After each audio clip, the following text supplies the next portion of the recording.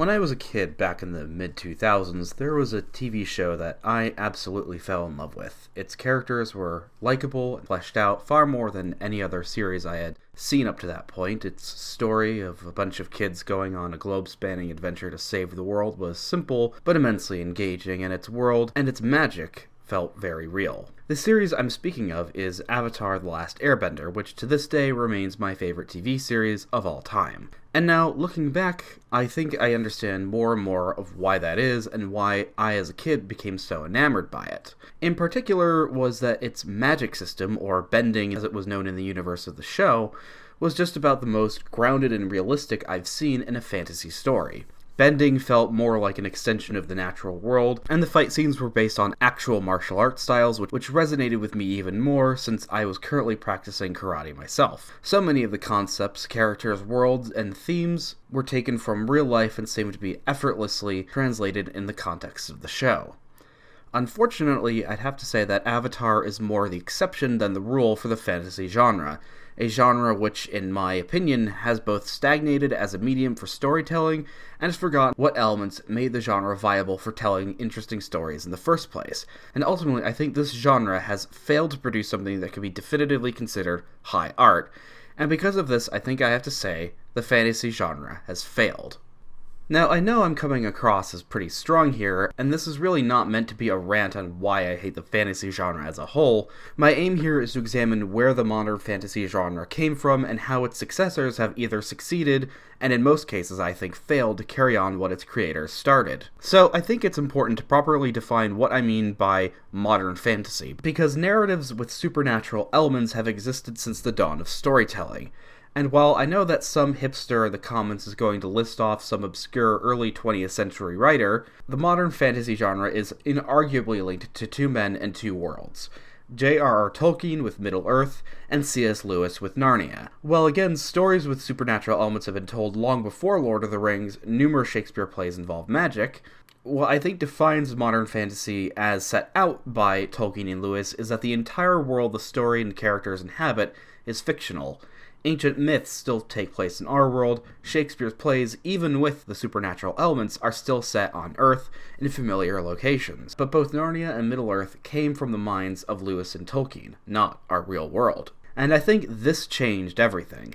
These two, Tolkien especially, had not only created a fictional story, but a brand new world as well to serve as the setting. The impact of this development on storytelling had what I see as three major effects. Number one, a world completely separate from our own gave the author the freedom to establish whatever kind of characters, rules, history, culture, and ideas he wanted. While certainly concepts like dwarves and elves and other mythical beings have existed in the world's mythologies, they were contained by their own canon. The mythology of the Norse, Greeks, etc. had been established as an important part of the Western and other cultures, and especially to someone like Tolkien, altering or changing these stories would only serve to damage them. But with a world all his own to develop, Tolkien could establish his own mythology, not only because it would be free of canonical constraints, but also that since this mythology was not something actually meant to be believed in by Tolkien and his audience, he wasn't creating a new religion. Having Middle-earth be a totally separate universe made sense. Number two, a separate fictional world gave freedom to bypass reality, and while this seems obvious, it's nonetheless fundamental to modern fantasy. Without the real world and its natural laws, history, and belief systems, a creator is not only free to establish their own universe, but can use that universe to convey ideas, themes, and stories that they would not otherwise be able to, hindered by the constraints of the real world. For example, in Lord of the Rings, while certainly its protagonists make morally dubious and often wrong choices, there's this stark distinction between good and evil, the hobbits in the Shire clearly being what Tolkien envisioned as a perfect and good society, and the orcs in Mordor being the embodiment of evil and misery. And number three, this was a fictional world to escape to. When Lord of the Rings was written, the world was reeling from World War II and its aftermath, as well as the ensuing Cold War. For many, it was easy to see the appeal of a world where, even with its wars, villains, and hardships, Middle-earth didn't have concentration camps. It didn't have tanks, machine guns, or atom bombs. It didn't have the political and ideological extremes that had shaped the 20th century. And it didn't have mankind at its worst. The evils in Lord of the Rings, while certainly having human motivations and aspects, were for the most part carried out by inhuman creatures like orcs or goblins, or by humans who had been so twisted and warped to the point that their humanity had been lost, such as the Ringwraiths. the terrifying reality of moral ambiguity was replaced by a clean distinction between absolute good and absolute evil. Not to mention how beautiful and amazing the world is, considering who wouldn't want to live in the Shire. For Tolkien especially, Middle-earth was also an escape from what he saw as an evil, creeping modernity. The green fields and villages of England being replaced by massive industrial cities, the appeal of its medieval setting was that all the horrors that had plagued mankind in the modern world simply didn't exist, and the fictional world had the added benefits of being a romantic and idealistic depiction of the past. So, with all of this, it's easy to understand why his and Lewis's works were so popular, and so popular at the time, in the mid-20th century. So popular, in fact, that they effectively created the new genre of modern fantasy. And since then, countless works inspired by Lord of the Rings and Chronicles of Narnia have been created, and while I'd argue that the solid majority center around a pseudo-medieval European setting with some sort of magic and fantasy creatures such as dragons and dwarves, there are quite a number that try and buck this trend and strike out on their own. The fantasy genre has pretty much infiltrated every medium there is, from film to literature to comics to animation to video games and tabletop gaming. It's a genre that seems to be as popular as ever, especially with modern series like Game of Thrones and Harry Potter. So what's the problem? Well, before I list what I see as the biggest problems holding back and in many ways unfortunately inherent to the fantasy genre, let's take a look at it subjectively. I think, as I already pointed out, it's safe to say that the two biggest fantasy series ongoing right now are Game of Thrones and Harry Potter. And even though I'm well aware of the many fans of either series, I think deep down, even the biggest fan of Harry Potter or Game of Thrones has to realize that there are still massive shortcomings in both series. And again, I know I'm being totally subjective here, and I promise to get to some concrete arguments shortly, but imagine if we developed time travel and came into contact with the artists and writers from the past, and they were most interested in what culture is popular and considered great in the contemporary world. Well, it may just be me, but I really don't think that even the most loyal fan of Game of Thrones or Harry Potter could offer up either series without feeling at least a little embarrassed. Now, let's say that we shouldn't let the past judge us, but even if we exchanged artists from the past with ones from our future, or even say a totally alien race, I still don't think we would be able to consider Game of Thrones to be the pinnacle of modern fantasy narratives. Because I think if we were to allow for it and be able to pick from any fantasy work, most of us would probably pick Lord of the Rings as being the greatest work of fantasy ever written. And this is where I think the problems begin. As of yet, I would say, and probably most fantasy fans would have to say, that no work of fantasy has been able to surpass Tolkien, or even match him. Some come close, but that no series has managed to dethrone Tolkien and become what people think of when they hear the word fantasy, I think this highlights a massive problem. Now, I know that especially the Tolkien fans might be thinking, well, so what? Maybe that just shows how great a writer Tolkien was. And while I admit he's great, was he really that great? Aside from the fact that The Lord of the Rings is notoriously difficult to read, particularly because of its massive amount of exposition, the story Lord of the Rings is trying to tell isn't, in comparison to other works of literature, all that phenomenal. How does the narrative, say, stand up to Tolstoy, Shakespeare, or Victor Hugo? Now, I know a lot of you are probably going to say that it's unfair to compare him to these literary giants, but if not, then I think it's admitting that either the fantasy genre is too different to compare them with realistic fiction greats, in which case it can only be considered high art in isolation, or the expectations are inherently lower for the fantasy genre than they are for realistic fiction. Now, I can already guess that a lot of you are going to criticize me for not directly explaining why I don't think that Lord of the Rings is on the same tier of literature as, say, War and Peace or Romeo and Juliet. But is there anyone who actually does believe this? As beloved as Lord of the Rings is, I challenge anyone to argue that it's as good as one of the great literary works of history. And you know what? Maybe he is, but my point here is that it seems like the entire genre has not progressed since him. That it's all been downhill from the start. And again, this is not to bash Lord of the Rings for the sake of being contrarian. I'm not saying that I dislike Lord of the Rings at all, but shouldn't Tolkien, as the father of modern fantasy, be seen as the first step into creating better works and not the summit of a molehill? And I will admit that yes, comparing any work of literature to something by Tolstoy or Shakespeare, considered to be two of the greatest writers who ever lived, may be too high of a standard for our purposes. So let's examine another fiction genre to show how it has evolved and progressed over time in contrast to what seems like a consistently sub-Lord of the Rings quality for fantasy. The science fiction genre in many ways mirrors that of the fantasy one. Originating in the mid-19th century, its two founders, Jules Verne and H.G. Wells, wanted to create narratives in a world wholly different from our own. However, rather than create entirely new worlds, they sought to explore and examine a world that itself was rapidly changing with the exponential growth of science and technology in the newly industrialized world. In my view, science fiction takes the opposite approach of fantasy. Whereas fantasy often uses its world to provide an escape to an idealized version of our pre-modern past, science fiction embraces the changing modern world for its storytelling, whether it be exploring new concepts as is common in the works of Verne, be it space or undersea travel, portraying a hopeful, bright future like in the world of Star Trek where technology and societal progress have brought humanity to a near utopian state, or the opposite as depicted in dystopian science fiction, a world where technological growth has failed to improve human life and the social issues we face are merely compounded by it, as seen in movies like Ghost in the Shell and Blade Runner. Science fiction, at its best, firmly planted in our very real, very technologically driven world where the technology and society of its setting are not worlds that we'll never inhabit, but predictions of what our world might look like in the future.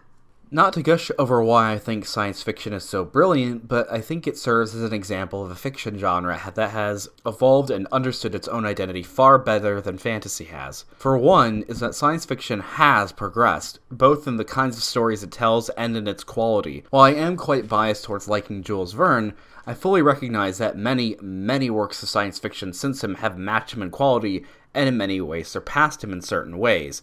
While Voyage to the Moon certainly was groundbreaking, being one of the first works of fiction to explore space travel, I think Ray Bradbury's Martian Chronicles massively expanded upon this idea, exploring the social impact on mankind both landing men onto another planet would have, and more importantly, if we found intelligent life there. And I think this expansion of ideas and the ability to continually create fresh stories is made possible in part by the fact that technology is constantly progressing and developing.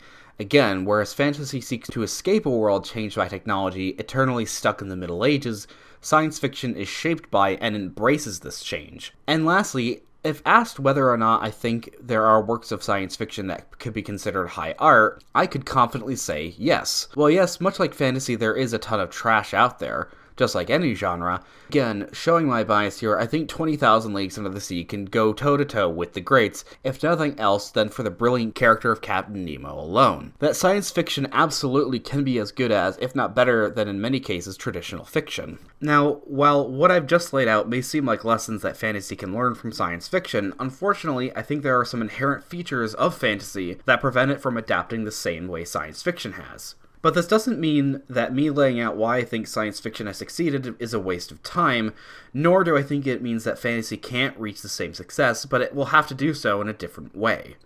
So I think I may have been a bit too broad in my criticisms of the fantasy genre up to this point. Too broad and too subjective. And if I went on for too long, I apologize. So, what are some of the more specific issues I have with the fantasy genre, and how do I think they can be addressed? Well, one of the most glaring issues I see in modern fantasy is what I call the world as a character dilemma. This is a problem that I think was paradoxically both avoided and created by Tolkien. Tolkien created his own fantasy world, and even though it was primarily used, as a setting should be, to be inhabited by characters and a story, he set a precedent by giving Middle-earth an insane amount of detail.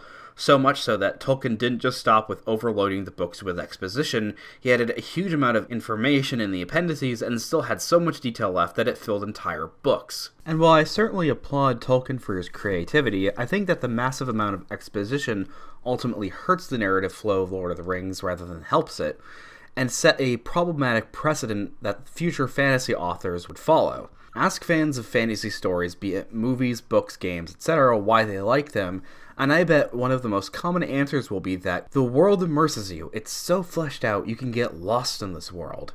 And again, while I'm not trying to discredit the creative talent that goes into making worlds, say The Elder Scrolls, Game of Thrones, or heck, hundreds of fantasy anime series, but the problems that the setting, while it can be a great pull for people into a story, and a great setting serves to elevate the characters and plot, that's what it's supposed to do. Setting is supposed to be more a tool than an end in itself, and too often in fantasy, and yes, science fiction can do this as well, they put too much effort into the world building of the story rather than the characters and the plot, and the setting becomes the main focus.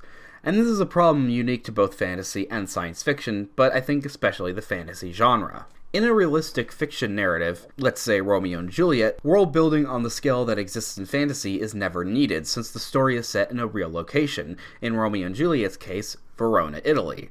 While the reader may not know the entire history, layout, or major characters in the city, they don't need to. The reader can immediately identify with the setting because it's a real place and it doesn't raise questions. We know generally what a city in Italy might be like. In a fantasy world, however, when the characters are going to places the reader has never heard of, with an unknown climate, culture, and history, it automatically makes the reader curious, especially when they know that the world of the story is one in which fantastical things can happen.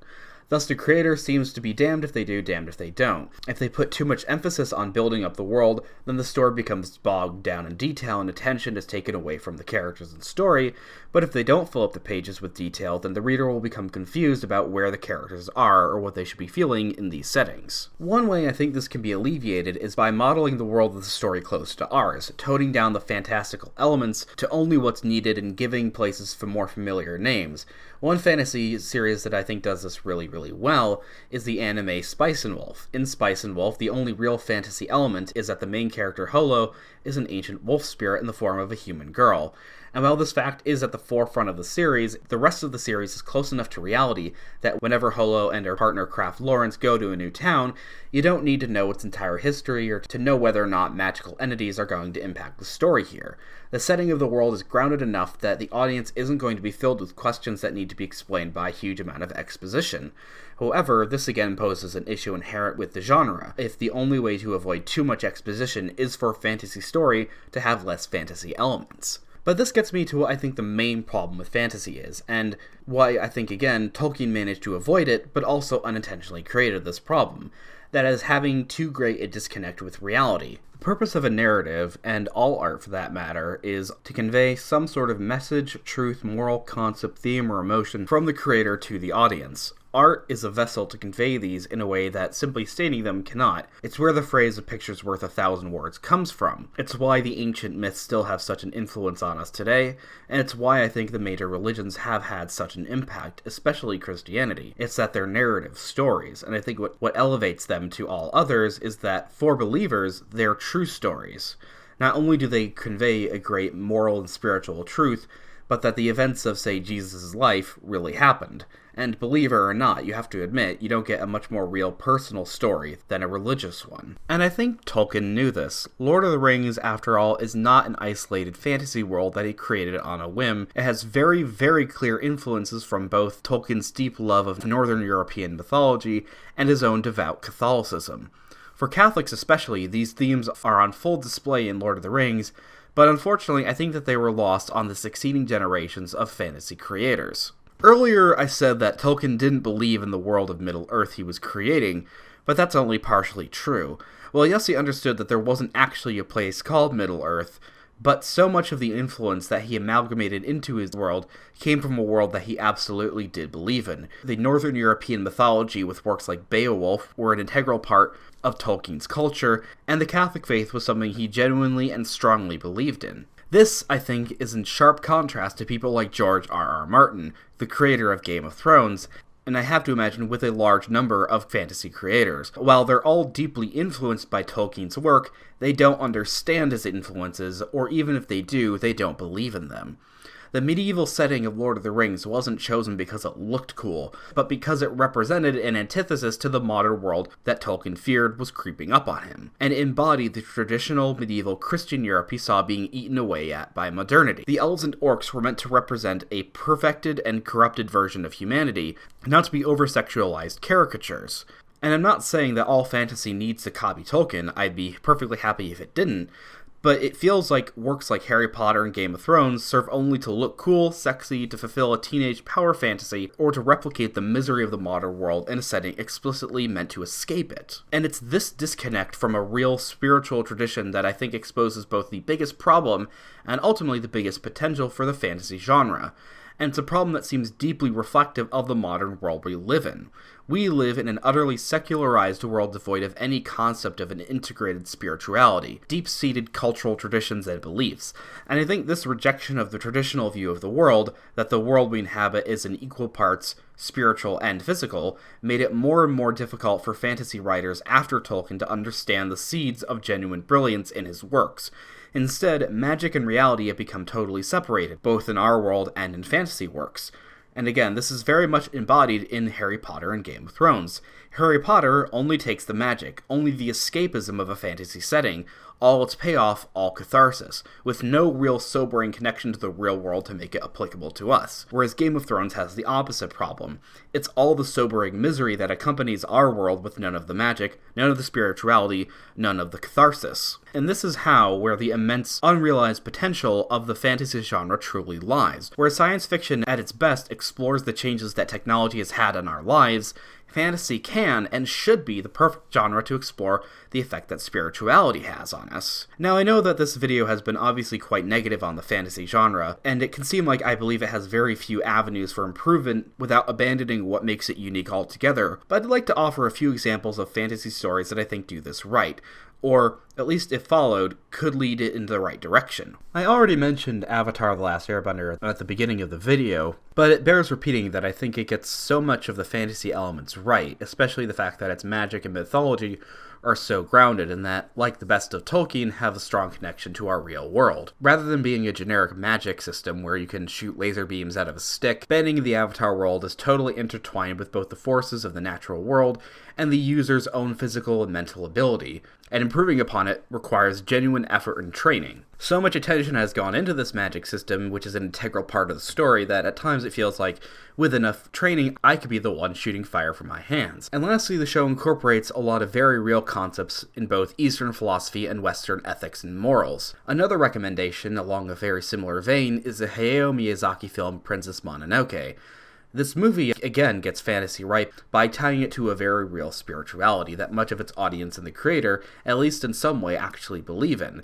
The Shinto religion native to Japan is a massive influence on the world of Mononoke, and at times it feels less like a fantasy movie and more like an idealized historical drama with the Shinto spiritual elements present throughout. Lastly, lest I be considered a weeb, is the movie Secret of Kells. Whereas in Princess Mononoke, the forces analogous to Christianity are ultimately assimilated into the Shinto-inspired spirituality, in Secret of Kells, the beautifully depicted ancient Celtic mythology serves to aid it, and the movie in many ways is explicitly Christian, the main character being a young member of a monastery, and its title referencing the Book of Kells, one of the most beautifully illustrated manuscripts of the New Testament. I know I went over these examples probably way too quickly, but I wanted to avoid spoiling them, and this video's gone on way too long anyways. But from these three examples, I think there's a commonality, other than them being animated. They all have a connection to the reality that goes beyond simple analogies to concepts in our world.